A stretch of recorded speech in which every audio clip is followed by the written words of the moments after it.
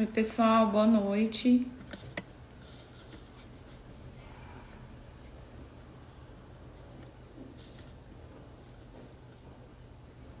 Estamos esperando a doutora Rosane entrar, nossa convidada de hoje. Estou muito, muito ansiosa por essa live de hoje. Rô, pode entrar, que eu te chamo, tá? Aí, fala um oi pra mim.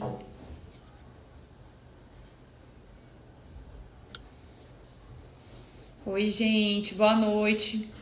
Vamos começar aí mais uma semana de quarentena, né? Não tem outro jeito.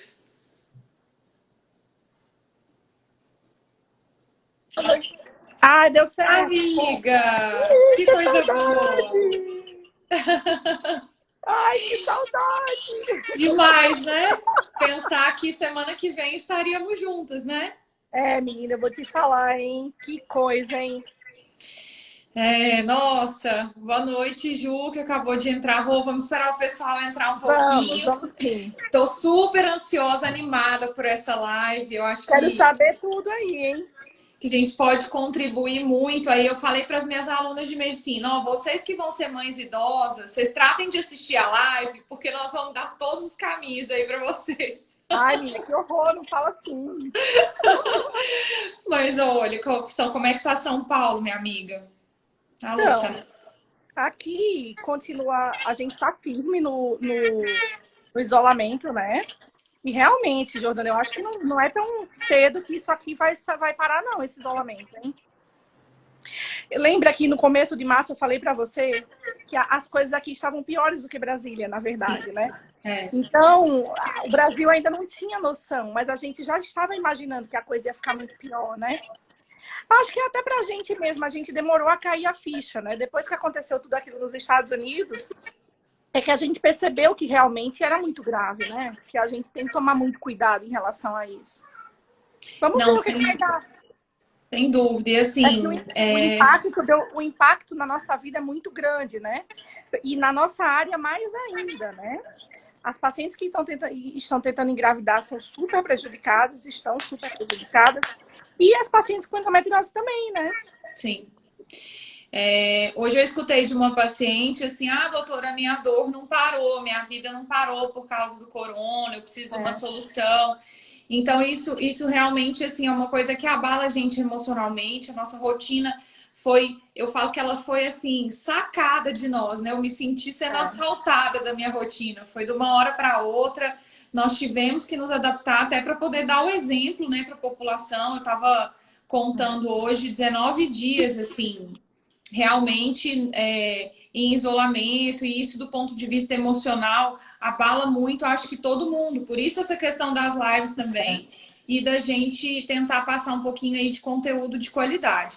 Rô, como eu tenho muitos alunos que assistem a gente, eu queria que você se apresentasse, falasse um pouquinho da sua trajetória. Eu sou fã, na minha opinião, é a melhor fertileuta do Brasil, tá, gente? Eu tenho muitos amigos fertileutas, mas a Rô é muito carinho envolvido, entendeu? E que você contasse o porquê que você escolheu a reprodução humana, só pra gente fazer uma introdução e depois passar para as perguntas. Então, eu sou de Sergipe. Eu tenho 40 anos, acabei de fazer 40 anos, sou de Sergipe, fiz faculdade lá.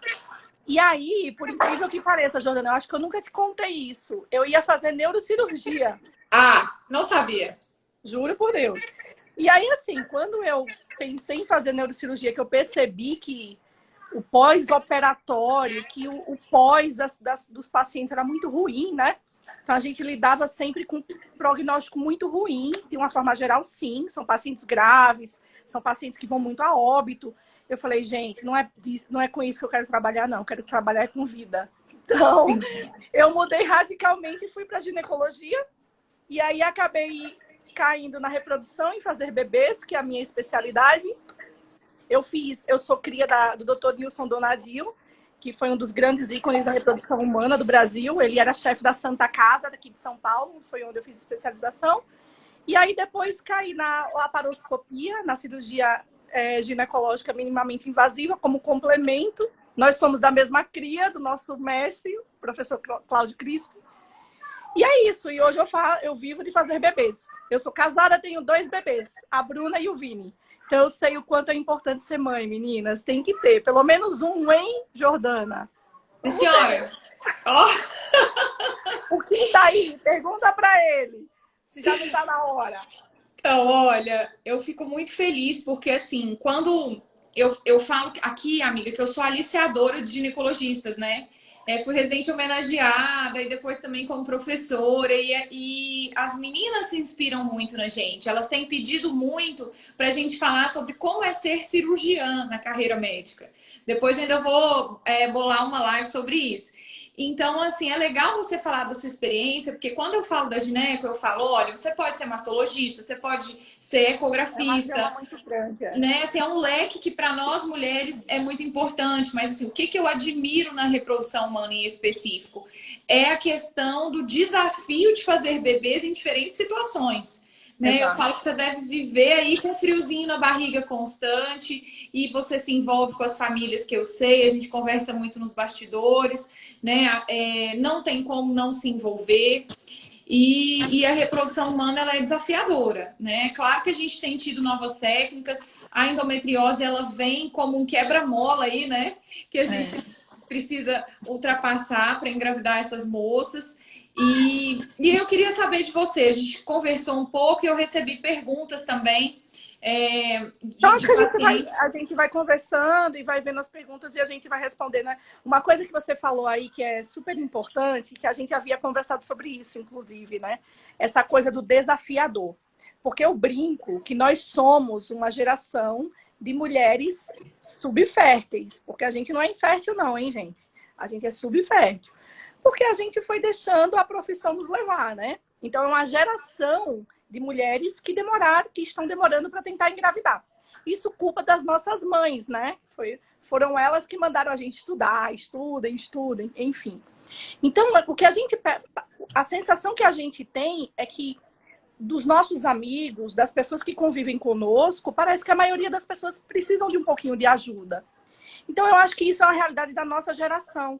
Eu acho que isso é super importante falar, porque a mulher o casal que tem dificuldade para engravidar, muitas vezes sente um peso muito grande.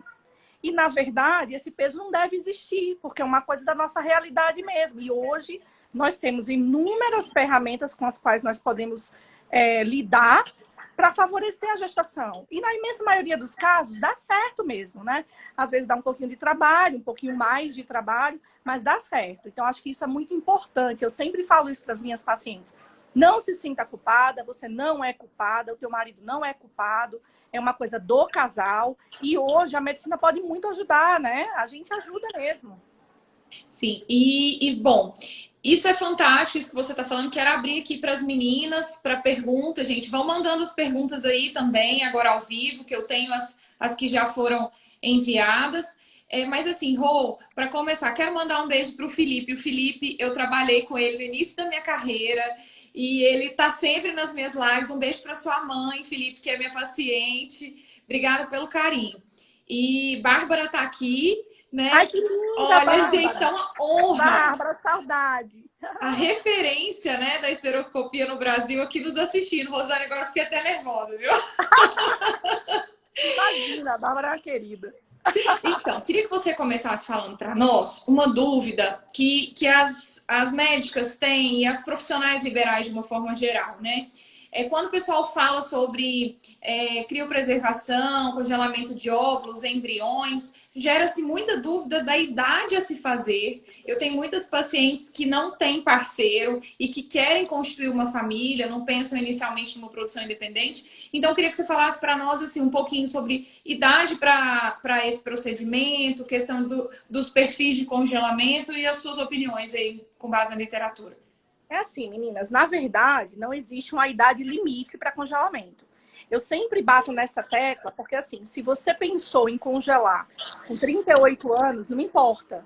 É melhor você ter óvulos congelados de 38 anos do que você tentar engravidar aos 42, 43 anos.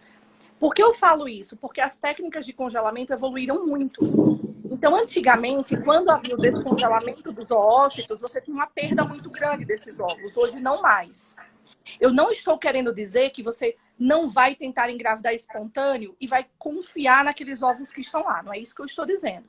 O que eu estou falando é que se você não tem parceiro e você percebeu que a reserva ovariana ela começou a diminuir, e aí é que entra, já que você tem residentes lhe assistindo, a importância do ginecologista geral.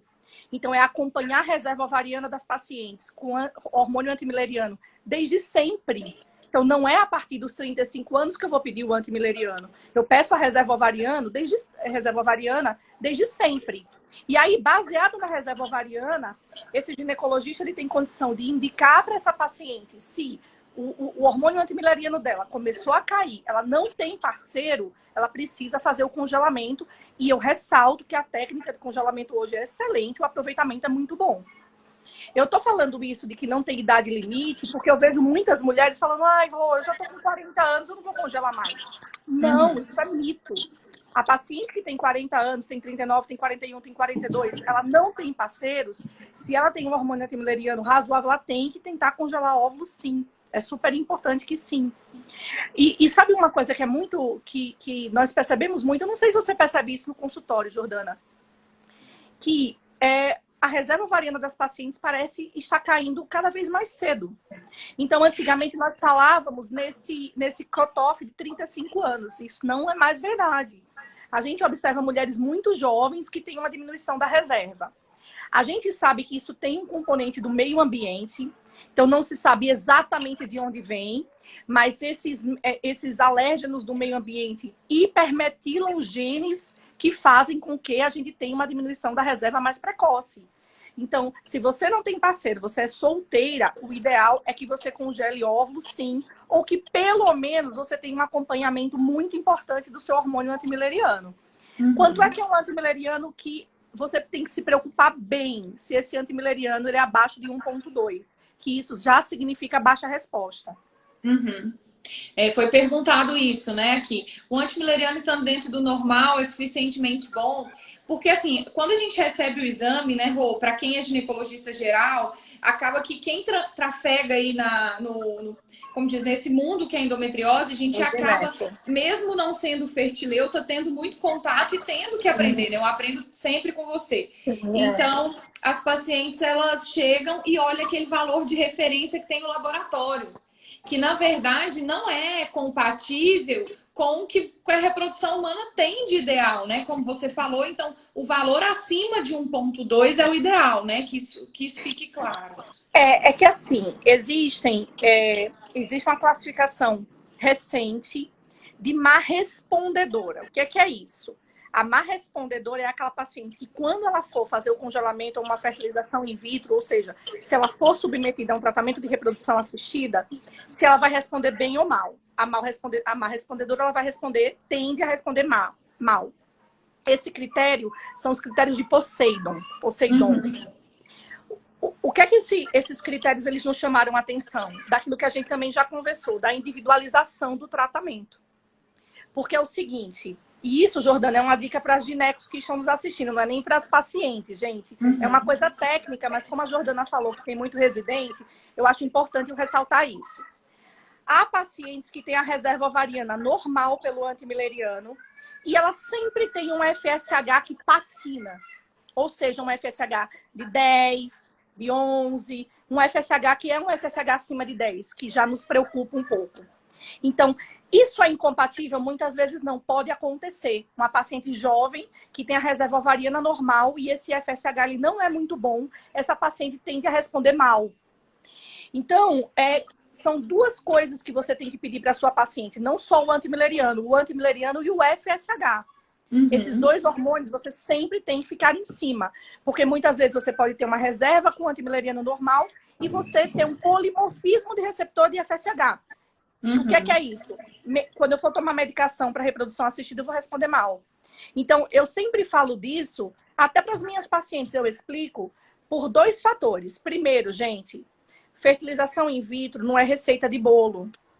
Não é você pegar o mesmo protocolo e fazer para todo mundo. Cada paciente, ela é uma paciente diferente. Quer dizer, cada casal é um casal diferente. E muitas vezes eu levo em consideração esse FSH para eu decidir se eu vou induzir naquele mês ou não. Às vezes está tudo certo para começar, a paciente tem um FSH basal razoavelmente bom, naquele mês ela faz um FSH ruim. Não pode começar o tratamento, a não ser que ela tenha um FSH muito, muito ruim. E aí a perda de tempo seria mais prejudicial do que a má resposta, entende? Sim. E, olha, a gente está aqui com participantes de peso. Dr. Marcos Travessa é referência no Nordeste, Lá na em Bahia. Salvador. Ai, Então, que delícia. um grande abraço, né? Nos encontramos já tem um tempo em um evento, mas esperamos aí reunir o Brasil todo, né, Rô? Em breve aí falando de endometriose. Bom, e eu vi aqui, ó, quantos folículos ovarianos são esperados numa mulher de 35 anos? Tem isso, Rô? Não tem. Não tem porque, assim, por exemplo, uma paciente que tem ovário policístico, ela tem síndrome de ovário policístico, ela vai ter uma série de folículos antrais, um monte, né? O que eu falo é que o seguinte, e isso é baseado na evidência científica. Se a paciente ela for fazer um tratamento de reprodução assistida, quanto seria ideal para ela ter de folículo de óvulo? Por volta de 15 a 20, em média 16. Então, se você faz um ultrassom com contagem de folículos antrais, que a quantidade total ela está entre 15 e 20, você está muito bem. Entende? Se essa paciente ela tem entre 10 e 15, é moderado, dependendo da idade. Mas o que é que chama atenção? Quando for abaixo de 5. Ah, tá. Então, tem pacientes que ela tem um FSH normal e você vai fazer ultrassom tem 5 folículos antrais. Então, abaixo de 5, a gente já tem que ficar muito atentas mesmo, tá? Isso somando os 2 ovários, né? Somando os 2 ovários, no total, eu falo. Ótimo. Mas e aí, essa coisa de individualização é super importante, né, Jordana? Demais, demais. Assim, eu vejo fertileutas assim, que eu acho que eles já têm até a receita carimbada, né? Então, isso é uma coisa que a gente discute no privado. E assim, nós vamos falar também, Gilmara, da parte de endometriose, tá? Só um minutinho. Que a gente vê... Ai, gente! A Fabi, ela foi a minha primeira trigêmeo, gente. É mesmo? Ai, gente, que fofura! Não, então, o que eu falo é que, assim, chega para mim bastante pacientes que já passaram por 3, 4 fertileutas com insucesso, que perderam aí 5, 10 anos, fora a questão financeira mesmo, né, que pesa bastante, porque não tiveram tratamentos individualizados. Então, até agora a gente falou das solteiras, né, a dica aí para as nossas mulheres independentes. Agora, se a paciente tem parceiro, né? Vamos falar de infertilidade conjugal, que eu acho super importante. Primeiro, assim, como investigar o casal, né? Tem a questão do tempo de tentativa natural e também a questão do congelamento de embriões, né, amiga? Assim, eu acho que vale a pena a gente falar um pouquinho. Então, eu sempre falo que infertilidade é do casal. E isso também entra no protocolo de individualização.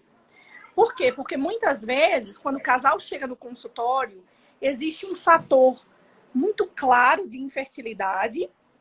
E aí, alguns colegas acabam focando somente naquele problema que, assim, é visível e esquece dos detalhes.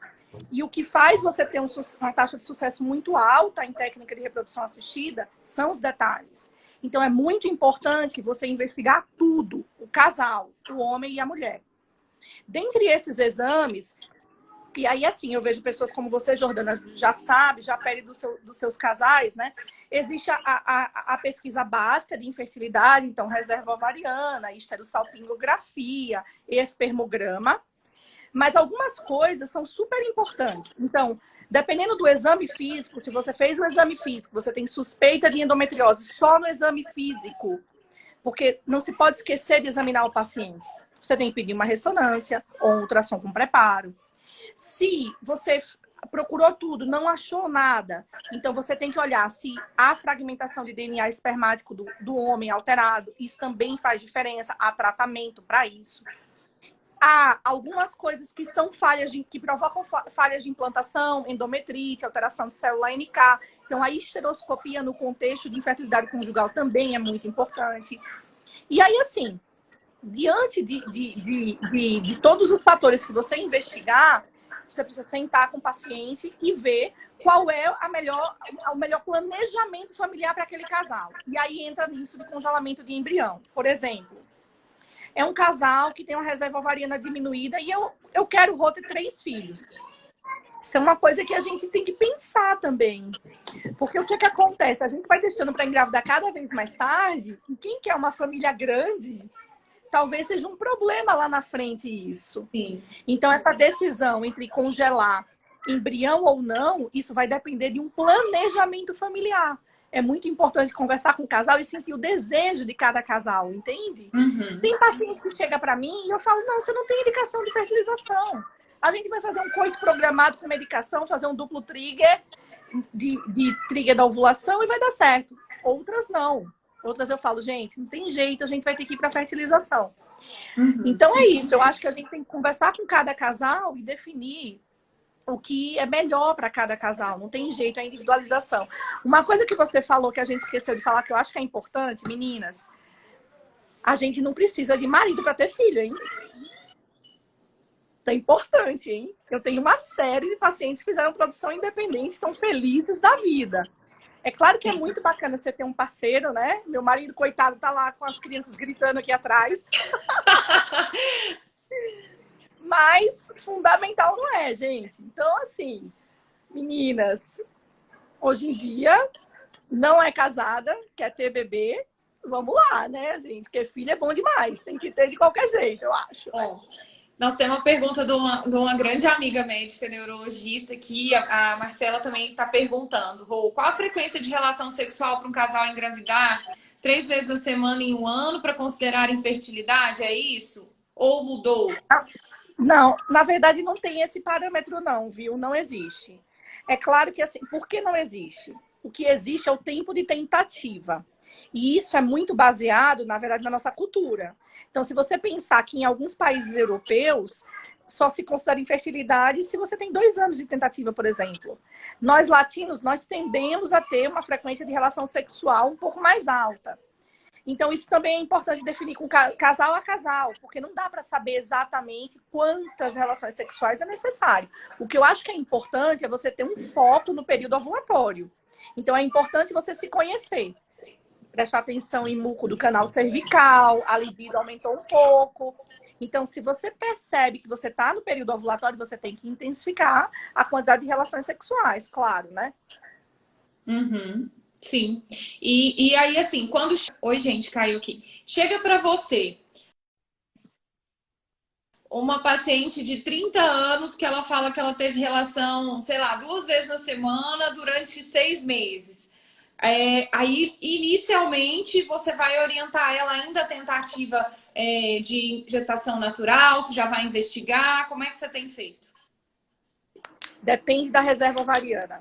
Entendi. Então, se a reserva ovariana é uma reserva ovariana excelente e o espermograma é normal, porque eu investigo, né? 6 meses está tentando. Então, acho que o básico do ginecologista é você saber que não tem algo muito grave acontecendo. Então, se a reserva ovariana é normal, o sêmen é normal, continua tentando mais um pouco. Você pode até fazer a pesquisa básica de infertilidade, enrola a paciente, para dar tempo dela engravidar. Agora, se é uma paciente acima de 40 anos, com antimileriano baixo, 6 meses de tentativa é muito tempo? É muito tempo. Essa paciente não tem esse tempo para perder. Entende? Sem dúvida. Então, depende muito da reserva ovariana. Então, tem meninas assim, né, que fiquem atentas aí. A gente tem colegas médicas assistindo a gente, Rô, que muitas não têm parceiro, né, agora. Então, assim, eu acho que vale uma consulta com fertileuta. Então congela óvulo, meninas. Sim. Pelo menos congelem, né? Eu acho que é super importante. Pelo menos o congelamento é importante. Então, porque o gineco geral, ele talvez não tenha essa sensibilidade. E assim, a dor do outro, ela precisa ser melhor valorizada, né? Nós ainda vamos falar sobre isso. Porque eu vejo no consultório diariamente pacientes, claro, com endometriose também associada, que falam que durante anos o médico assistente falava, não, ano que vem você vai engravidar. Não, né? Então, assim, a gente tem que ter uma posição investigativa para poder, a partir da investigação, fazer a função. Definir a conduta. Tem uma amiga sua que está perguntando assim, Rô, tenho visto muitas meninas que não têm sucesso na fertilização. Isso pode ter a ver com trombofilia? Por que muitos médicos não pedem exame de trombofilia antes da primeira tentativa de FIV? Então, menina, olha, trombofilia é um terreno nebuloso, né, gente? Nebuloso. Vocês começaram a falar de terreno de coisas nebulosas. O que é que acontece?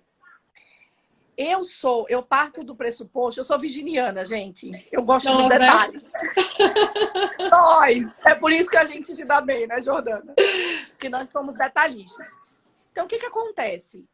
Eu acho que se a paciente ela tem uma indicação para uma técnica de reprodução assistida, e isso envolve não só um custo financeiro muito alto, mas um custo principalmente emocional, não justifica você fazer o tratamento sem você saber de tudo. Então, eu pesquiso, sim, falha de implantação antes dela acontecer.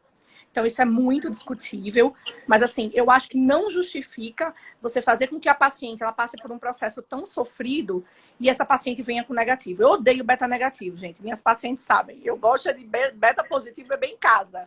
Então, para eu não pular da janela, porque toda vez que vem um negativo eu quero morrer, então eu investigo tudo.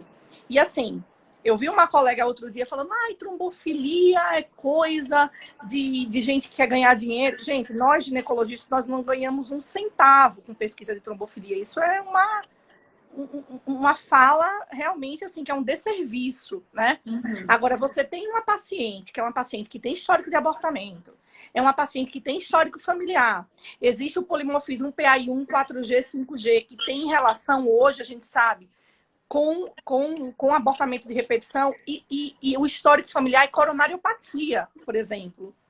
Então, é muito importante você saber da anamnese da paciente. Então, você conversar com a sua paciente, você ouvir a sua paciente.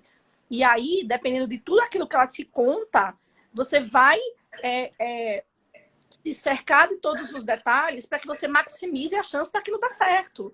Então, eu acho que é muito válido fazer esteroscopia, sim, pesquisa para endometrite, sim, pesquisa para trombofilia, sim. Eu faço no meu consultório, sem dúvida nenhuma. Eu acho que se a paciente... gente, o que eu acho interessante é a gente pensar o seguinte, ter filho é um sonho, né? E é um sonho que assim, custa muito para o casal, não é só para a mulher. Então, se a paciente chega para você no consultório, hoje assim, eu conversei isso com uma paciente. Falei, olha, o seu foco está na endometriose, mas na verdade você precisa do fertileuta. Então, a gente trabalha muito em parceria, né, Rô? Assim, temos que orientar as pacientes no momento certo. Aqui a pergunta que está acontecendo aqui também, amiga, é para saber assim, como que é escolhido o esperma para essas pacientes que não têm parceiro? Existe uma compra, uma doação? Tem como você escolher características? Tem. Na verdade, tem banco brasileiro e banco americano, né? E é super simples, na verdade. Então, você entra no banco, você escolhe as características do parceiro. Eu sempre peço para que procure uma característica muito próxima da mãe, para que o bebê ele nasça muito parecido com a mãe. Então, eu sou loirinha, eu vou procurar um sêmen loirinho. Eu sou moreninha, eu vou passar um sêmen moreninho. Então, assim, eu sou ruivinha, a gente tem que procurar um sêmen ruivinho também. Difícil essa vida. Então, acho que é importante, porque para o bebê nascer com a cara da mãe, né? Esse vínculo muito grande, para você ter a maior probabilidade de que o bebê pareça com você. Mas existem várias características. Então, altura, peso, profissão, hobby, o que gosta de comer, qual é o prato preferido, enfim. Então, são uma série de características que você pode entrar, olhar. Eu tô vendo a Milena falar, o Pedro é só meu. Eu tenho uma paciente que tá aí, que ela fez uma produção independente, e o bebê é a cópia dela. Assim, olha só, que legal. Ela tá falando, o Pedro é só meu. É mesmo, Mi, o Pedro é só seu, amigo, igualzinho. Então, tem como você identificar todas as características e escolher o sêmen mais parecido com você. Que bacana, muito legal essa informação, né? E assim, Rô, duas dúvidas que as pacientes têm muito, assim, a gente sabe que os custos, eles variam muito da terapia. A Marcela tá falando que vai escolher pelo QI. Olha só. Olha, eu não posso contar, é uma história muito engraçada, mas eu escolheria também pelo QI, gente. A profissão, ser inteligente, você não é. Fica a dica, né? Não, então, assim, uma dúvida hoje que surgiu, né? Quando eu falei dessa live, porque a gente tem feito ensino à distância, então tem conseguido conversar com os alunos mesmo longe. Então, surgiu a dúvida, assim, quais são as pacientes? É claro que isso a gente poderia ficar falando só sobre isso, mas assim, quais são as indicações básicas, assim, qual a escada que você segue? Né? Ah, eu vou programar um coito e aí se não der certo vou fazer inseminação. A dúvida que eles têm muito é a diferença de inseminação para fertilização, né? E assim, custo, gente, fica difícil a gente falar, né? Eu sei que o pessoal quer saber, mas as estimativas giram em torno de medicações, né, Rô? Mais a parte do laboratório. Então, eu não sei se a gente conseguiria falar aqui. Na verdade, assim, a gente dá para fazer uma estimativa. Primeiro eu vou explicar a diferença dos procedimentos e aí vocês conseguem ter uma noção mais ou menos de cada coisa. Então, por exemplo, se é um casal que é um casal jovem, a reserva ovariana é normal, tem pouco tempo de tentativa, você descobriu alguma coisa que era contornável, então essa paciente ela tinha uma endometrite, você tratou. Ou seja, se não tem uma indicação absoluta para fertilização, a primeira tentativa é baixa complexidade, coito programado. E uma coisa super importante, vai fazer coito programado, tem que fazer ultrassom para acompanhar, para não fazer multigemelar, né? Então, esses quíntuplos que a gente vê normalmente na TV é de coito programado mesmo. Dá medicação, esquece da paciente, a paciente engravida de um monte, né? Então tem que tomar cuidado. Mas, se a paciente... Qual é a indicação de inseminação? Na inseminação, eu pego um sêmen que ele tem uma motilidade diminuída, eu faço um preparo seminal no laboratório e aí eu coloco esse sêmen dentro do útero no período ovulatório. Ou seja, você dá um empurrãozinho, né, na natureza com a inseminação. Hoje em dia a gente usa muito pouco. Por que usa muito pouco? Porque, na verdade, a taxa de sucesso é muito semelhante a um coito programado, gira aí em torno de 20%. É muito baixa a taxa de sucesso. Então, só é realmente indicada para aqueles casos nos quais você tem uma leve alteração seminal ou a mulher ela tem um ovário policístico associado a uma leve alteração seminal. Na fertilização in vitro, você dá uma quantidade grande de medicação para que você faça um recrutamento da maior quantidade de folículos possível. E isso é super importante, gente, porque existia um pensamento antigo de mild stimulation. O que é isso? Você tem que fazer pouca medicação para paciente não ter hiperestímulo. Eu vou fazer mini-FIV. Gente, eu tenho ódio de mini-FIV. Não existe isso mais, né? Hoje a gente tem várias técnicas para evitar síndrome de hiperestímulo ovariano. Então, o objetivo, na verdade, é fazer com que seu ovário responda o máximo que ele puder dentro de uma segurança dessa paciente. E aí, quando o folículo ele está num tamanho excelente para captação oocitária por via transvaginal, você aspira esses folículos e pega os gametas, os óvulos. O homem colhe o sêmen por masturbação. E aí você prepara esse sêmen e injeta um espermatozoide para cada óvulo. Esse embrião, ele vai para uma incubadora que imita o útero. Lá no serviço do qual eu faço parte, que é o Fertility Medical Group, a gente usa a Embryoscope, que é uma incubadora fechada. Essa incubadora ela vai gravando a clivagem do embrião. A gente leva esse embrião até D5, que é blastocisto. E depois a gente coloca esse blastocisto dentro do útero da mulher. Então, a taxa de sucesso para a fertilização é realmente infinitamente maior do que a inseminação. Infinitamente maior. Os custos dependem muito do que a paciente vai tomar de medicação. E a medicação, ela é individual. Então, tudo aquilo que eu falei no começo da live, FSH, se a paciente tem polimorfismo de receptor de FSH ou não, quanto é o antimileriano, enfim. Você monta um protocolo para aquela paciente. Mas, de uma forma geral, se você não tem biópsia embrionária, gira em torno aí entre 15 e 20 mil, mais próximo dos 20 mil, mais ou menos uma tentativa, né? E isso sem biópsia embrionária. Com o custo de biópsia embrionária, você tem um custo adicional que normalmente passa disso. Mas, no geral, a diferença entre os laboratórios é muito pequena. Não é nada muito diferente, não. E isso é legal falar, até porque para as pacientes se programarem, né? Aí uma coisa importante também aqui que foi perguntado.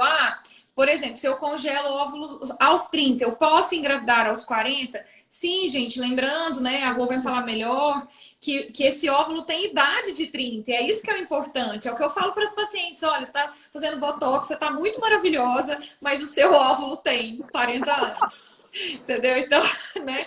Vamos congelar, gente, né? Vamos preservar aí para poder, às vezes, você engravida naturalmente do primeiro filho, né, Rô? E tem dificuldade no segundo. Exato, é aquilo que eu falei do planejamento familiar. Então, Aham. assim, é importante sim você fazer o congelamento, por causa do planejamento familiar. Então, se você vai engravidar do primeiro tarde, talvez seja interessante você congelar assim. Se você quiser ter mais filhos, você não vai passar pelo estresse de ter que fazer uma fertilização numa idade avançada, entende? Porque o que conta é a idade biológica a idade biológica daquele óvulo. Então, se você congelou lá com 30 anos, a idade biológica dele é de 30 anos, né? Sim. E quais são os parceiros que você tem utilizado? É claro que, né, a gente sabe. E aqui, ó, por quanto tempo o embrião pode ficar congelado? A Fabi tá perguntando. Anos a fio. Você pode deixar vários, não tem tempo, na verdade. Pode deixar ad eterno lá, pelo menos. O que a gente sabe é que para descartar ele tem que ter pelo menos 3 anos, né? O descarte só é feito depois de 3 anos, mas o congelamento ele pode ficar congelado um tempão lá. Então, e aí eu ia te perguntar, porque eu vi uma live sua, né, com a Roberta, que é excelente nutricionista. A gente faz um intercâmbio de estados, né, gente? Assim, cada uma no estado buscando as boas profissionais. Então, a gente tem visto a importância da nutrição na fertilidade, da atividade física, né? Aqui, antes de você responder sobre isso, estão perguntando aqui, e o óvulo, quanto tempo pode ficar congelado, né? Então, acho que é mais ou menos a mesma coisa, desde que você deu suporte, né? Sim. Você pode deixar lá congelado quanto tempo for. Não tem idade limite para você ter que descartar, porque aquele óvulo ele tem a idade biológica da idade que você congelou. Aquele embrião da mesma forma. Então, assim, as otimizações de tratamento, né? Antes da gente falar de endometriose, que é a nossa paixão, né? Eu sei que a sua é mais fertilidade, mas a gente fica nessa briga, né? Assim. O problema é que a endometriose, ela é minha companheira de vida, né? Não é fácil, né, amiga? Então, assim, antes de a gente falar dessa dificuldade, fala um pouquinho pra gente dos parceiros, porque é muito importante. Eu imagino que deve chegar paciente no seu consultório acima do peso, paciente com hábito errado, parceiro com hábito errado. Então, eu fico pensando assim, como fazer um bebê num ambiente tóxico deve ser mais difícil. Ah, com certeza. É que é assim, na verdade, meninas, infertilidade, você precisa de uma equipe multidisciplinar. Por quê? Porque o seu bem-estar físico, ele impacta muito na fertilidade. Então, é super importante você ter acompanhamento psicológico, sim. Então, eu falo isso, gente, não tem evidência nenhuma. Mas, assim, eu tenho pacientes que, por exemplo, engravidaram logo depois de uma constelação familiar, por exemplo. Uhum. Então, esse aspecto emocional, o aspecto espiritual e o aspecto nutricional é muito importante. Então, é super importante você ter uma nutricionista que lhe dê suporte, que oriente, que fale o que é bom para você, que aumenta a sua fertilidade, que você diminua, faça uma alimentação menos inflamatória possível. Ó, eu tenho visita, minha filha. Deixa eu ver, cadê a Bruninha? Então, uma alimentação o menos inflamatória possível. Então, sem glúten, sem lactose. E eu sempre pesquiso, inclusive, nas pacientes, se elas realmente têm alergia a glúten e lactose também. Porque isso causa falha de implantação.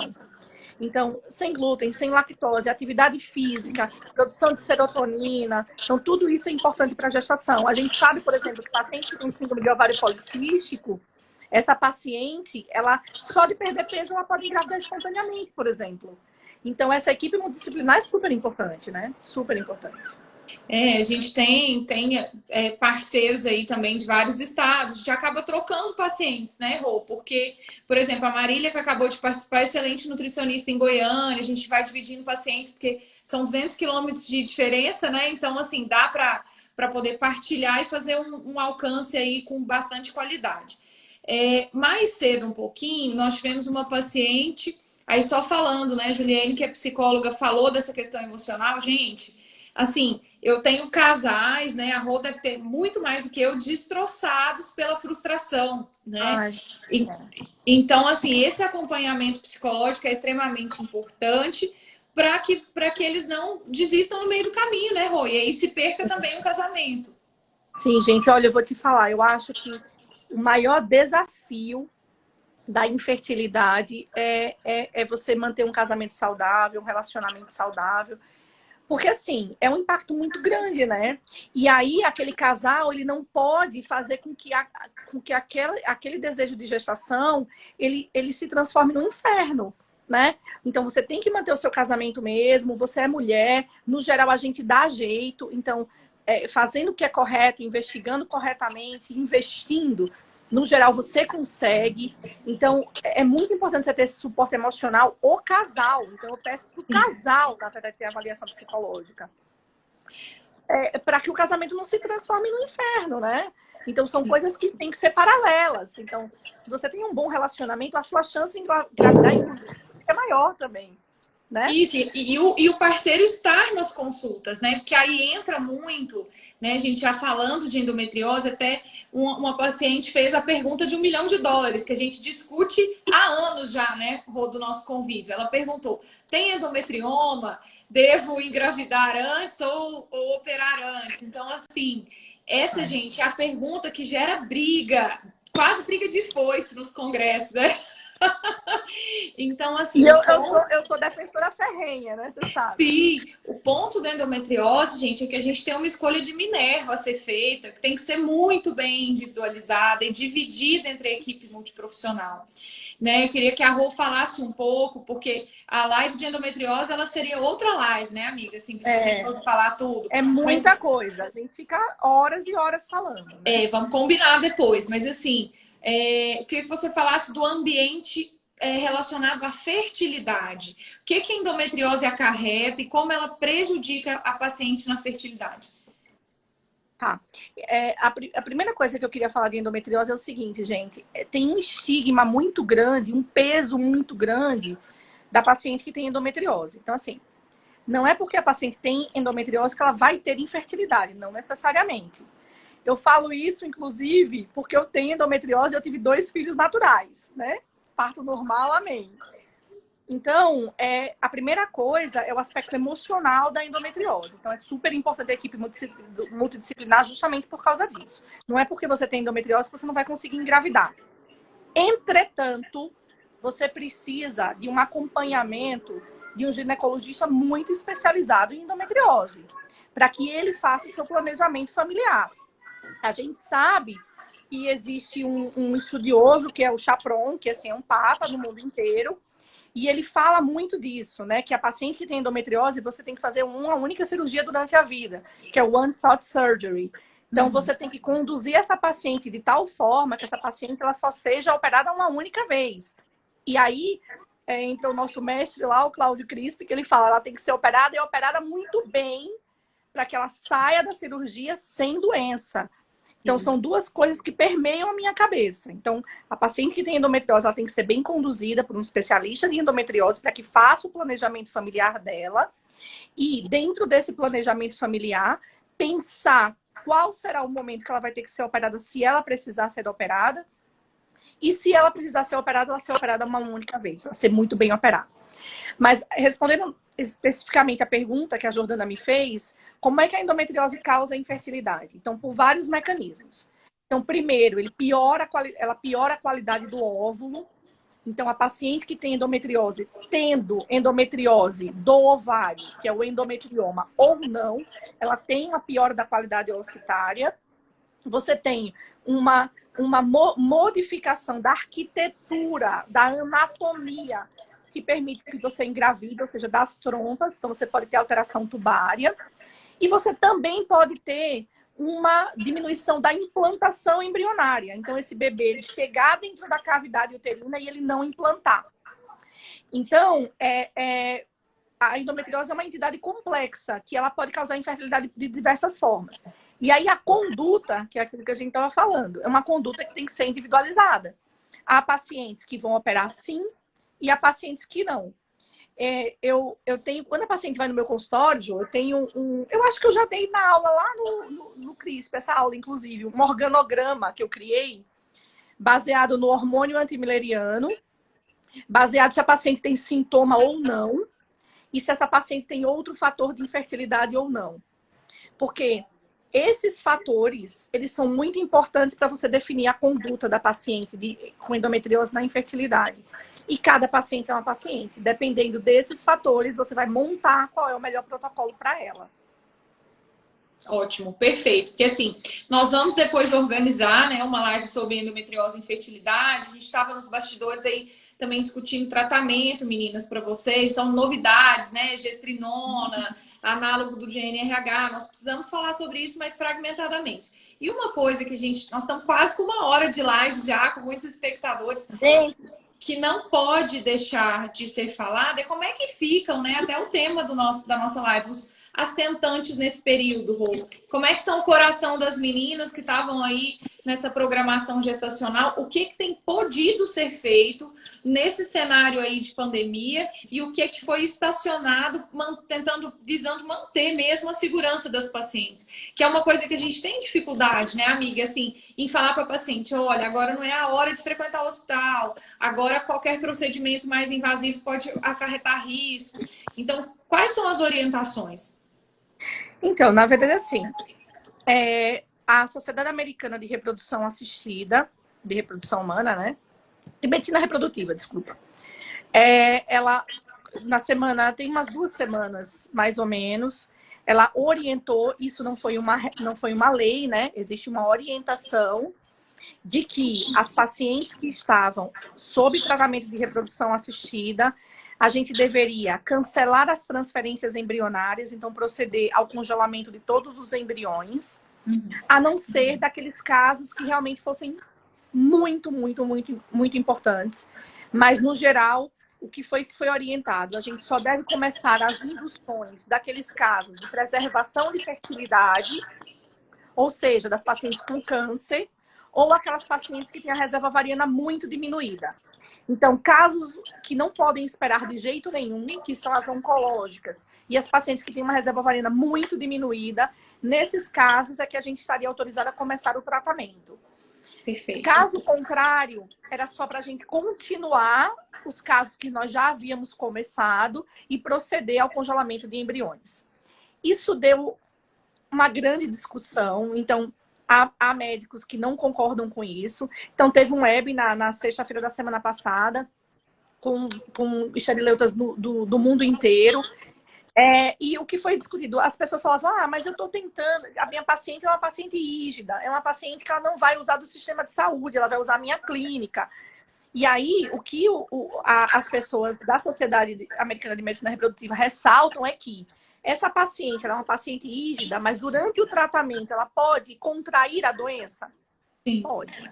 Uhum. Ela pode sair, para ela ir até a sua clínica, ela vai pegar o táxi, ela vai usar o manobrista. Então, esse isolamento social é muito importante para fazer com que a curva de transmissão seja uma curva que não seja tão ascendente, para que o sistema de saúde absorva todas essas pacientes. Uhum. Então, no final das contas, gente, não é brincadeira mesmo, é para a segurança de vocês. É muito importante o fique em casa.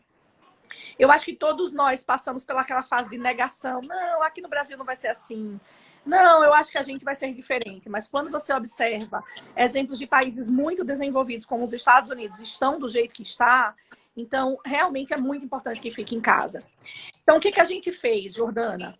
As pacientes que eu pude congelar, eu congelei. As transferências embrionárias, a gente cancelou, né? Os embriões estão guardadinhos lá, numa clínica super confiável. Então, como a gente falou anteriormente, não tem prazo, né, para congelar, para os embriões se manterem congelados, então está lá. E a gente só está autorizado mesmo a começar as pacientes que são oncológicas. Aí a pergunta das pacientes que vão para a reprodução é, mas Rô, e as pacientes em casa, elas não estão tentando? Não é arriscado tentar em casa? Então isso é uma pergunta que cabe, né? Porque isso é uma pergunta que cabe. Porque isso é uma pergunta que cabe. Ai, Paulinha, Silvinha também. Saudade, meninas. Então, porque isso é uma pergunta que cabe. Até agora, a gente não tem uma evidência robusta de que a Covid ela seja mais arriscada. Oi, Kim! Olha seu marido aí, ó. Tem que tentar em casa também, apoiando, apoiando. Apoiando, Kim, isso aí.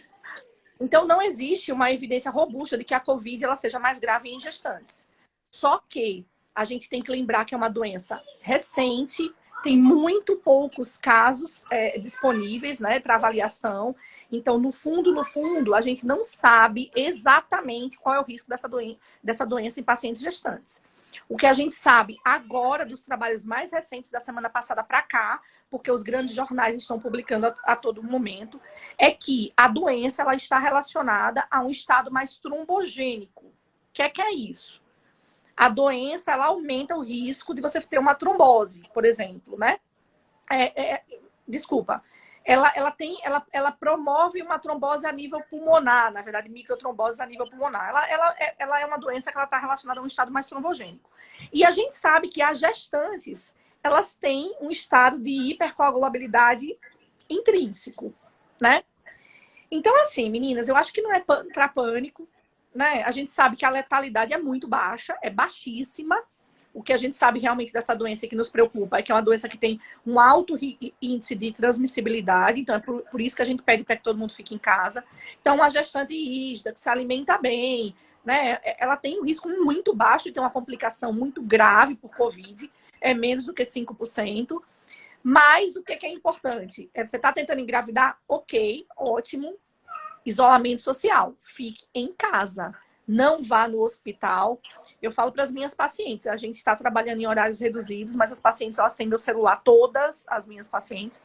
Então, precisa de alguma coisa, me ligue. Eu vou orientar, eu vou ver o que é melhor para você e a gente vai decidir entre nós. Se precisar, eu vou abrir o consultório e vou lhe ver. Mas esse isolamento social é muito importante para as tentantes e para as gestantes. Certo, meninas? Perfeito. E assim, é o isolamento social seu e do parceiro, né? Porque não adianta você fazer isolamento social e seu marido continuar sem fazer o isolamento. Tá? Vivendo isolamento social junto à família, né? Aquilo que a gente estava conversando. Todos nós estamos nos sacrificando. Né? Eu falo que eu fiz um grande amigo nessa quarentena, um aspirador de pó, né? Então, assim... eu fiz a Airfryer. A Airfryer nossa, a Airfryer é vida. Melhor amiga da vida. Então, assim, isso é muito importante falarmos para não parecer que, de repente, assim, as tentantes estão desamparadas, né? E também passar uma tranquilidade para as gestantes, porque eu tenho grandes amigos obstetras aqui em Brasília e as pacientes têm se queixado muito, Rô, da possibilidade de não ter. Ô, Tamara, muito obrigada, viu? Feliz de você estar elogiando nossa live. Grande beijo, saudade. Da dificuldade, Rô, de não poder ter... comentário aqui, Airfryer, gosto mais que muita gente. A dificuldade de não ter a doula, a permissão dos acompanhantes, em geral. Então, assim, não poder naquele momento tão sonhado, ter a filmagem, ter a doula, ter a família junto. Gente, vamos maximizar isso. Nós estamos num momento que a gente precisa priorizar a vida. Então, outras coisas foram colocadas em segundo plano. Eu tenho refletido muito sobre as prioridades, né? Nós trabalhamos muito, né, Rô? Conversamos muito sobre isso. Então, nós precisamos que vocês se cuidem, né? E assim, eu sei que tem pacientes aí com 40 e poucos anos, até 50. Uma coisa que eu queria te perguntar, que um aluno me mandou mensagem aqui. Existe idade para fertilização, para tratamento de reprodução assistida, ou isso caiu por terra? Na verdade, não, né? A gente tem uma orientação de fazer até 50 anos e acima de 50 anos você ter uma autorização do Conselho Regional de Medicina. Mas, na verdade, não. Sim. Na prática, a gente vê que é bem tranquilo. Então, as meninas questionam muito assim, mas eu não posso perder mais 6 meses. Gente, a gente pode perder, sim, desde que a nossa família e o máximo de pessoas fique viva, né? E assim, meninas, eu não acho que vai ser 6 meses, assim. Foi angustiante mesmo. Eu tive pacientes, assim, que as transferências estavam marcadas naquela semana, várias. Uhum. E aí saiu na segunda-feira a resolução, né? Saiu a resolução, eu cancelei. Então, eu acho que é super importante você prezar pelo que a Jordana está falando, pela vida, pela nossa segurança. Então, agora não é hora de pensar no financeiro. Mas meu consultório vai ficar fechado. Gente, agora o mais importante é zelar pela sua segurança, né? Pelo que vai ser melhor para você. Então, obviamente, há pacientes que são casos muito graves. Esses casos muito graves, eles devem ser individualizados. E existe, sim, uma avaliação, né, da Sociedade Brasileira de Reprodução Assistida dos casos muito graves, como as oncológicas, por exemplo, e você continuar fazendo a indução dessas pacientes, né? Agora, 6 meses, a gente não acredita que vai ser isso, né? Porque, assim, é claro que infelizmente, nós achamos que todo mundo vai pegar, né, o Covid. É uma coisa que é uma transmissibilidade muito grande mesmo. Mas a partir do momento que você já tem uma imunidade coletiva, então isso vai se tornando cada vez menos grave, você vai conhecendo as melhores formas de tratar. Então, assim, eu acho que o que realmente é muito grave é esse mês de abril. Eu acho que esse mês de abril é um mês que é fundamental, pelo amor de Deus, gente, não saia de casa. Olha, eu tô ficando louca, porque eu dispensei todos os meus empregados, porque eu não posso arriscá-los. Eu tenho 2 crianças, eu não sei cozinhar. A Jordana que me salva com as receitas, que eu não sei cozinhar. As mãos estão destruídas. Nossa. Mas, gente, é um momento assim, da gente aproveitar também, que é bom disso. Então, por exemplo, eu tava falando, né? Quando é que eu tomei café da manhã com os meus filhos, assim, tranquila? Nunca, gente. Quando você tomou café? Então, é a oportunidade de você ressignificar a sua vida.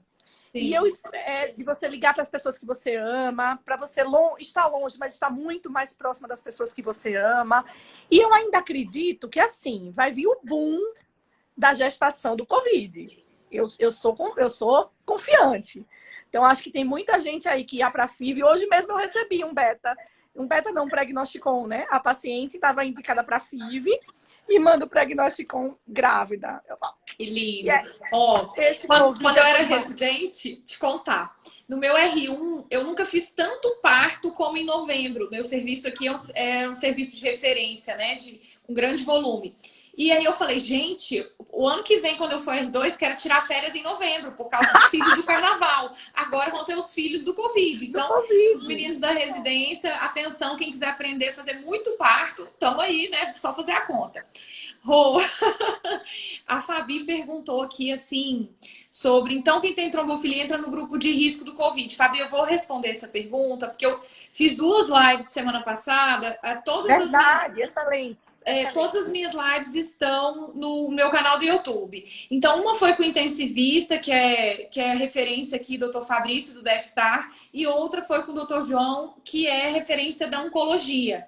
Então, para oncologia, tem uma live falando como ficam as pacientes oncológicas em geral, que é permitido, que não é. E com relação à parte do grupo de risco, pela literatura, o grupo de risco hoje considerado para o Covid são as pessoas com doenças cardiovasculares, né, e doenças pulmonares. Então, a Rô, vamos ver se a Rô concorda, falou que trombofilia, na verdade, que a paciente que tem trombofilia, ela teria um risco maior na gestação do ponto de vista pulmonar, mas não faz com que essa paciente se torne grupo de risco ad eterno para o Covid, por exemplo. E na verdade, a gente ainda não tem evidência sobre isso. Então, trabalhos que saíram na semana passada, gente, imagina que é uma doença que tem 3 meses. Sim. Então, as questões estão sendo levantadas agora. O que